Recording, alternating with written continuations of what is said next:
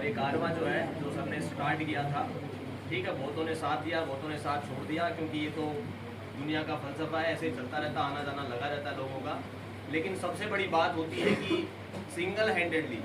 अकेले के दम पर अगर आप में चलने का दम है, अगर आपको लगता है कि मेरे अंदर वो क्षमता है, कैपेसिटी है कि मैं किसी भी काम को कर सकता हूँ। जैसे सर इंस्टीट्यूट चला रहे हैं,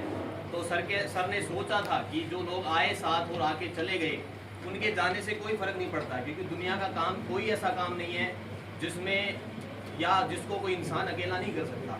ठीक है, तो सर के साथ बहुत लोग आए, जुड़े, चले गए, लेकिन आज सर जो हैं,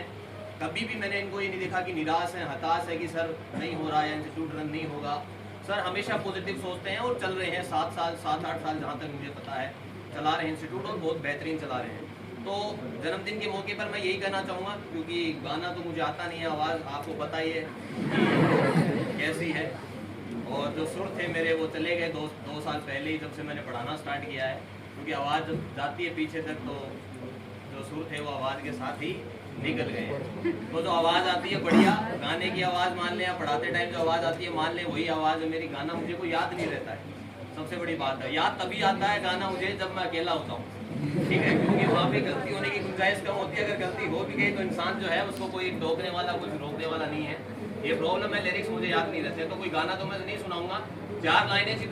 थी जो मुझे बेहतरीन लगी, क्योंकि मोटिवेशनल जो कोट्स होते हैं जो इंसान को मोटिवेट करते हैं, मैं आप लोगों से भी कहूँगा जो 11th-12th के अंदर भी हैं, जो सीनियर क्लास में बैठे हैं, क्योंकि छोटे बच्चों को पता नहीं होता इतना कि क्या मोटिवेशन होता है, लेकिन आप काफ़ी आगे अलग लेवल पे पहुँच गए हैं। 12th के बाद आप ज़िंदगी का आगे बढ़ने का जो आपका मुकाम होता है वो आप डिसाइड करेंगे कि किस डायरेक्शन में जाना है। और ख़ास तौर पे जो बीएससी फाइनल के स्टूडेंट बैठे हैं मेरे सामने,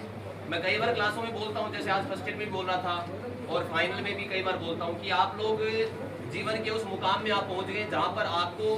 अब अपने बारे में खुद को सोचना पड़ेगा। पेरेंट्स डिसाइड नहीं करेंगे कि आपको क्या करना और क्या नहीं करना है, ठीक है, क्योंकि आप उस लेवल पे आ गए कि आप अब थिंकिंग जो है आपकी, वो आप खुद सोच सकते हैं कि मुझे करियर की किस डायरेक्शन में जाना है। क्योंकि वापस क्वेश्चन मार्क आपके सामने लगेगा, क्योंकि आप ग्रेजुएट हो जाएंगे इस साल,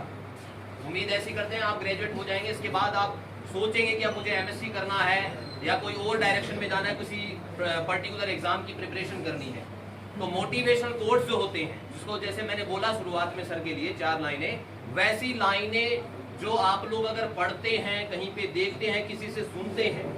तो आपको इंस्पायर करनी चाहिए। वो इंस्पायर तभी करेंगी जब आप अपने टारगेट के लिए संजीदा हैं, सोचते हैं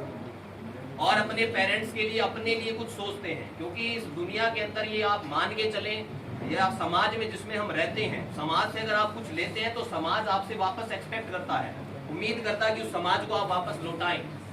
तो ये दुनिया उसी को सैल्यूट करती है, तय बात है, जिसके पास या तो कोई पोस्ट अच्छी रेपुटेड पोस्ट पे है या उसके पास पैसा है। हकीकत बात है, आप कितने भी ईमानदार हैं, कितने भी सच्चे हैं, अपने लिए आप या दूसरों के लिए कितने भी जेन्युइन आप लोगों के काम आते हैं, लेकिन ये समाज, ये दुनिया आप देखते हैं, ये बात कॉमन बात आप सब नोटिस करते हैं इतना, तो ये लोग जो हैं हमारे आसपास रहते हैं, हम खुद भी उसमें शामिल हैं, ये उन्हीं को सैल्यूट करते हैं, उसी को रिस्पेक्ट मिलती है जिसके पास या तो पैसा है, वो कहाँ से आ रहा है उससे मतलब नहीं है। क्योंकि दुनिया जो है वो भौतिक सुख सुविधाओं को देखती है, किसके पास कितनी भौतिक सुख सुविधाएं, किसके पास बड़ी गाड़ी है, किसके पास बड़ा मकान है और किसके पास बड़ी पोस्ट है,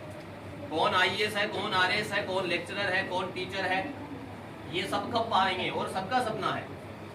और जो लोग यहाँ पे बैठे हैं, यहाँ पे खड़े हैं, जो जितने भी स्टूडेंट बैठे हैं, जितने भी टीचर बैठे हैं, जितने भी मेरे साथी हैं, सबका सपना है। मेरे हिसाब से कोई भी ऐसा नहीं होगा जो यहाँ पे कोई ना कोई सपना लेके नहीं आया है। अगर आपके पास सपने नहीं है तो आप आगे नहीं बढ़ पाएंगे, ये बात तय है।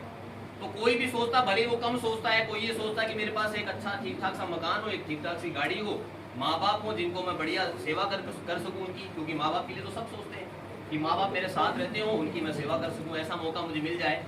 तो ऐसा तो सब सोचते हैं। और वो तभी पॉसिबल हो पाएगा क्योंकि जैसे जैसे हम टाइम बढ़ रहा है आगे, 21वीं शताब्दी चल रही है, वैसे वैसे आपको अपनी अर्निंग को